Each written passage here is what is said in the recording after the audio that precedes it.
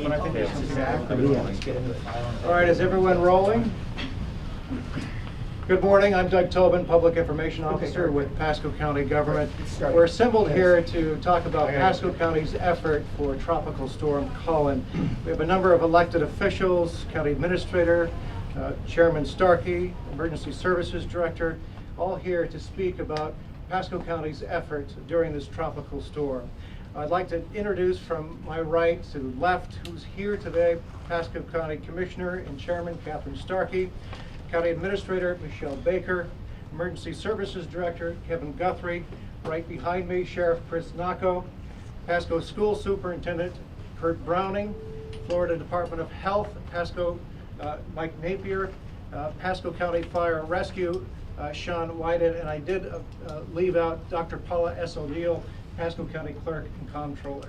And with that, I'm going to start off with Chairman Catherine Starkey. So, good morning, good afternoon, and welcome to our new EOC. We're here today because we have a change in our storm, and it's our main concern and interest that our residents are safe. So we have lots of important information for our residents today. We're going to start off with our Administrator, Michelle Baker, and move through the constitutional officers, and everyone stay safe out there. Thank you.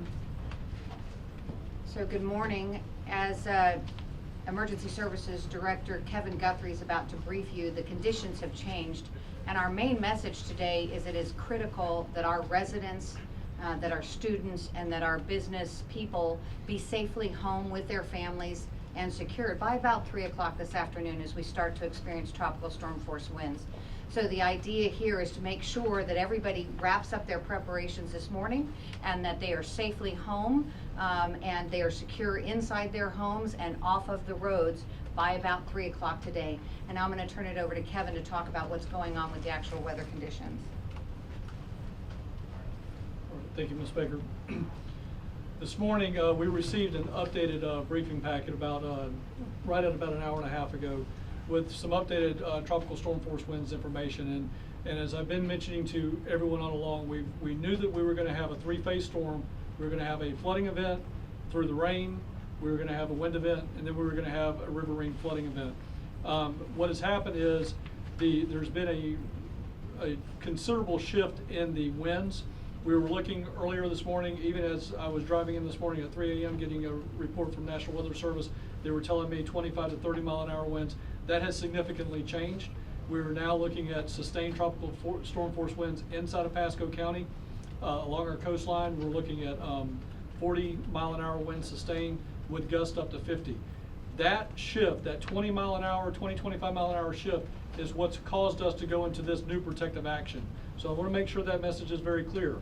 We have made that shift based on the latest information. We are still going to continue our sandbagging operations, which is self-serve, until this afternoon when we do scale that operation back to protect those people from being in tropical storm force winds. So I would look for that to start to shut down somewhere between 3 and 4 o'clock this afternoon. But again, we will get those arrival of tropical storm force winds. I'm going to ask everybody to save their questions to the very end, and I'm going to go ahead and transition over to Sheriff Chris Nacco. Good morning. I know during these times a lot of anxiety, but let us put our citizens at ease in the fact that Director Guthrie, Emergency Operations here within the county, all the services, I can tell you, your government is doing an outstanding job right now working together. So I want to give kudos to everybody here at the Emergency Operations Center for their outstanding job and for the partnerships, because it's really coming together. And this storm may change, but I can tell your operations are being flexible to adapt to anything, and we will overcome this. A couple of things. Over the past several days, as you know, our inmates working with the county, we've set up sandbag stations. Our inmates put out there about 9,500 sandbags. I can tell you right now, due to the weather conditions, they'll be going back inside the jail. But as soon as the storm is over, they're going to be back out sandbagging again because we know we'll possibly have another flood event. And we want to make sure that our citizens have everything possible to protect themselves and their family. We deployed our equipment to the to the western part of the county, so we will be prepared to deploy anything necessary to rescue anybody who needs our assistance. Also, our personnel, we've shifted personnel hours around, so we will be ready to adjust to the storm. Main things you'll kind of keep hearing over and over again, but they need to be repeated. one, stay off these roads when you can. When you get home, stay at home. Don't try to go out there. If you have a car and you see standing water, don't try to drive through it. All you're going to do is put yourself at risk and put first responders at risk going out there trying to rescue you. The one thing too is, please, for parents, we know the kids are going home, and as the storm is going on, please have them stay inside. With these winds, with the debris flying around, we don't want anybody to get hurt. The other thing too is with this water, please tell these kids not to go in the water. There will be rapids going out there will be tides, and we don't want kids getting caught up in an undercurrent. Even if it's a stream or a pond, who knows what's going out there, what debris may take them under. So we're warning everybody, stay out of the water. Another thing too is for boaters, I mean, it's common sense, but we have to repeat it, don't go out in the Gulf today. People trying to take off in small aircraft, when these winds are kicking, don't take off. All you're doing is putting yourself and others at risk. For those that are staying in their house and they've had flooding conditions before, please notify loved ones of where you are. If first responders have to go out there, we want to know, and we know the family members will be able to assist us. So tell your loved ones, if you're going out of the area, you've started driving already, call your loved ones, because we don't want to be going house to house looking for you if you're out of the area. The other one too is after the storm and tonight, I'm going to start with tonight. Our deputies are going to be out. We're going to be out in force. We're going to have numbers out there. If you're a looter and you're going to try to take advantage of the situation, I promise you there's plenty of room at the Land O'Lakes jail. You will be arrested, you will be taken to jail, and possibly tomorrow you will be sandbagging for others tomorrow. The other side of it also is for unlicensed contractors. After the storm breaks with a lot of wind, as you heard Director Guthrie talk about, there could be a lot of damage. So, you know, we have a partnership with the county working to stop these unlicensed contractors. It's a great partnership, and it will be in effect even more so tomorrow as the storm breaks. And you know, after the storm, people try to take advantage, unfortunately. Make sure if you have damage to your home, you get a licensed contractor. So with that, I know there's a lot of questions, and I go back to Superintendent Browning, who's also had a very busy day today. To say the least, Sheriff, thank you. First and foremost, student safety is my concern and that of the school districts. As Dr. Guthrie has said earlier in his remarks, that as of late last night, the districts in the Tampa area, including Pasco, have planned to stay open today, and we opened as usual. Then with the changing weather conditions, unfortunately, we had to take some pretty drastic measures today to address student safety and getting our students home.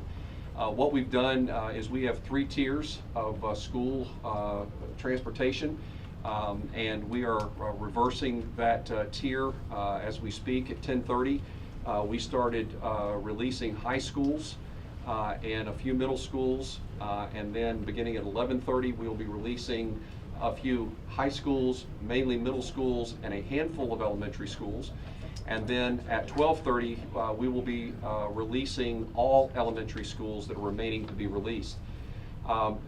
With the wind increasing and being pretty severe beginning around 3 o'clock, that is when most of our buses are on the highways, and we are prohibited from, and even good common sense will tell you, you don't need to have a school bus on a road with 40-mile-an-hour winds, much less gusting winds. So student safety is very important to us. We realize that this is a huge inconvenience to moms and dads. We get that. But with the data we had, we thought that it was the best thing to do is to open schools today. And as I always have to say is no good deed goes unpunished. But we are letting parents know now that if they want to come to schools and pick up their children, they may do so. And all schools have been notified. We've gotten a call out to all of our parents where we have contact information for them in our School Connect system to let them know of the status of schools today. So this is changing literally by the minute. We've had to make sure and step down all the food nutrition folks. We had to amp up our transportation folks to accommodate this. And then also the district will be closing itself as soon as the last child is delivered, which we think will be no later than 2 o'clock this afternoon. So the district will be closing so our employees can go home and be safe with their families as well. So at this time, I'll turn it over to Dr. O'Neill, our clerk and comptroller. Thank you, sir. Okay, we have a full room of jurors ready to serve. So the judges are now choosing their jurors, and that is to be completed by noon.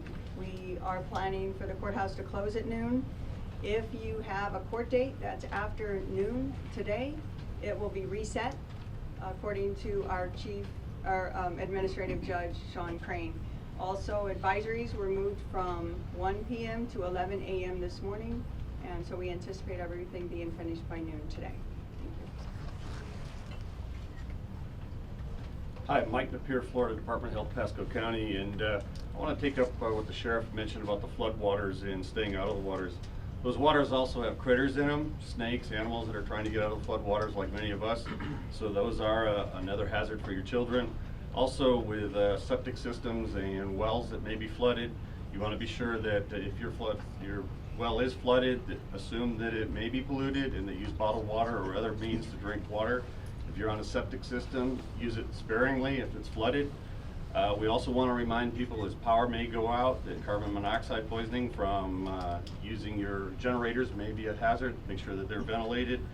And lastly, the Florida Department of Health will also be closing their offices at noon today. That is our WIC and our clinical services at our locations. They will be closing at noon. We'll be calling our clients and rescheduling those appointments. Thank you. I'm Sean White from Fire Rescue. Again, Fire Rescue is just putting out the message out there, just like Sheriff Naco. Please, if you're out there driving and you see some heavy or deep water, please don't drive through it. That does put our responders at risk. As the winds increase today, we have a standing policy with our department and all of our city fire departments in the Pasco County area that 40 miles and higher sustained, our vehicles will only leave the station on a case-by-case basis. If that determination is made and you call us for 911, we will get to you. It just will be a delayed response, and it's going to be on a case-by-case basis. We have increased our coverage out in the field. We've brought in some firefighters and paramedics on overtime, and we're staffing some auxiliary vehicles, and we'll be ready for whatever happens. We'll be ready. We'll go ahead and ask questions for I Leslie. want to say a We few want just things. Kevin to wrap up a couple Yeah. of little things. And I drove around last night. I want our residents to know our pumps are placed. In some places, we have 2 pumps ready to go, and we've done as much preparatory work as we can. Can you speak to the pumping? Yes, ma'am. Again, I'll do a emergency management wrap up on this. So again, picking up where Commissioner Starkey left off with the pumps, we have we started this preparation on the county government side back on Friday, and what we did is we started going out to our known suspect locations that we have continual flooding problems at, and we started pumping those areas down. So by Saturday, or actually by late Friday afternoon, we were already to the point of pumping mud. So we did not need to pump water anymore.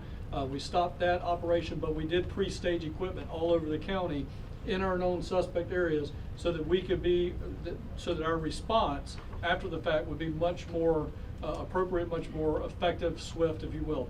So the pumps are pre-staged. We did all of the necessary cleanings and necessary pumping down of those reservoirs and retention ponds back on Friday. So we are prepared for this storm. I want to ensure that everybody knows we are prepared. I've been saying all along, we're going to experience a flooding event in our known flooding areas, but we have done everything that we can on the county side and in preparation. A couple of things that I want to mention to you real quick, like closing of county government. We will be closing county government offices at noon today. So Pasco County government offices will close at noon. We're encouraging individuals that if they have a non-life-threatening need for anything related to the storm, that they need to call our customer service center. That customer service center is going to be 727-847-2411. I'm going to repeat that again. It's 727-847-2411. Those are the non-life-threatening storm-related issues. If they have a storm-related life-threatening emergency, please call 911. As Emergency Services Director, the 911 Center does fall underneath me. I have 5 additional staff on duty right now, and we will have 5 additional staff on duty overnight to handle 911 calls and things of that nature. So again, we're prepared. We want to make sure that all of our residents know to go and utilize the My Pasco app. All of the information that we're putting out here today will be available on my Pasco app. And with that being said, I want to remind people, as everybody up here has said, this is not the time to be out on the streets and walking around, driving around. Please stay at home. Do not drive. In last year's flooding event, one of the main types of calls that the sheriff's office and fire rescue had to respond to was people driving through water and becoming stranded in it. And that is a completely preventable call. And I encourage people, the statement has always been, turn around, do not drown. There is a lot of truth to that, folks. Do not drive through water that you cannot see the pavement in.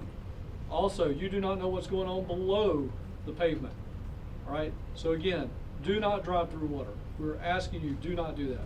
With that being said, I'll facilitate the questions, and we'll have the most appropriate individual come up and answer. Let's go up from this side of the room. Any questions? I have one. Okay. So with like schools being, you guys are saying that the storm changed, but the tropical storm warning for this area has been in effect since 11 yesterday. So what exactly changed? So again, the national weather, we have a tropical storm warning in effect all the way down to Inglewood, Florida, and all the way around the Big Bend. So the tropical storm warning has been there. The information that we've been given by the National Weather Service is that we are in a tropical storm warning, which means that conditions are favorable, that we will receive those winds within the next 24 to 36 hours. However, they narrow those cones down and tell us at your level, you will be receiving between 20 and 25 with gusts to 30 or 40. That's the information that we received from National Weather Service because again, it appeared that this storm was going to be going into the Apalachicola Bay. It's now taken a slight shift back to the south, which has increased the winds here. And again, the information we made, or the decisions that were made based on last night's information, were that we were going to receive 20 to 25 mile an hour sustained winds. That has increased over 20 to 25 miles an hour. And it's because of that situation that we are now moving back to this posture, or we're moving to this posture. All right? Any other questions in the middle? Are you simply asking people to stay off the streets at 3, and will that ever become mandatory? So what we're doing at this point in time is we're putting in motion to get our kids taken care of in our schools. We're pushing to our government offices to get those folks home by 3 o'clock. We know that we will start receiving those tropical storm force winds along the coast at around 3 o'clock, somewhere between 3 and 4. So we're having everybody get off the road by 3. We're encouraging. We're leading by example. We've been saying this all the time. Your government is prepared. We want you to prepare. We are leading by example. We are going to get off the streets, and we're going to get to our homes, and we are going to lock down, and we are going to stay there. So again, that's exactly what we're asking for is we want you to stay off the streets by 3 o'clock. Now, we are not ordering people. The sheriff's not going to go out and arrest people for being on the street at 3 o'clock. This is not like a curfew or any of that. We're just asking people to exercise common sense, stay off the roads, do not drive through water, do not have your children playing in the water, and so on. Kevin, the communications director for the schools is going to make just a quick comment. Go ahead, Linda. This is Linda Cobb, Pasco School District. COBBE. We just want to appeal to employers to let their employees who have children in school in Pasco County schools leave work to go get their children or to meet them at home because we are dismissing them early. Okay. Any other questions from this side of the room that we didn't get to? Any other questions from the press? Anything in particular you want to say to the people? There are so many people who live in these flood-prone areas. Is there anything more specific you want to say to those people in particular? Again, people know their community better than we do. If their community is showing that they're getting 2 inches, 4 inches, 6 inches, 8 inches of rain, they know their community. Take the precautions they need. You can still get sandbags. We've given out over 20,000 sandbags now. We still have those self-service locations. We ask you to go ahead and get there now, get the sandbags loaded. We do not have inmate labor, as Sheriff Naco mentioned. So you're going to have to do it yourself. But now is the time. We're almost at the 9th hour, but we're going to be wrapping up operations here very shortly by most likely 3 o'clock. Get there. Get your sandbags, get back to your home, and sandbag your location. Again, you do not need to build, as we've been saying, you do not need to build sandbags all the way around your home, just around the intrusion areas. your front door, your back door, sliding doors, garage doors, things of that nature. Any just advice for people as far as the winds are concerned, people who live in structures that maybe aren't as secure as others? Again, in that case, in those cases, we are asking people to pull stuff that they have on their property back and secure it. We want that debris secured.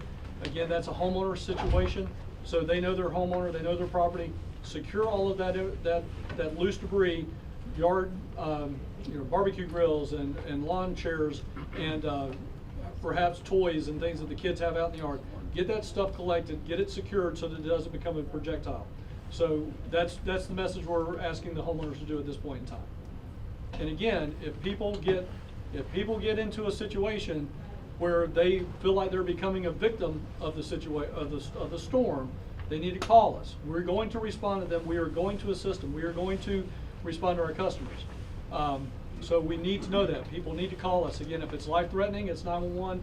If it's the non-emergency situation, it is, again, 727-847-2411.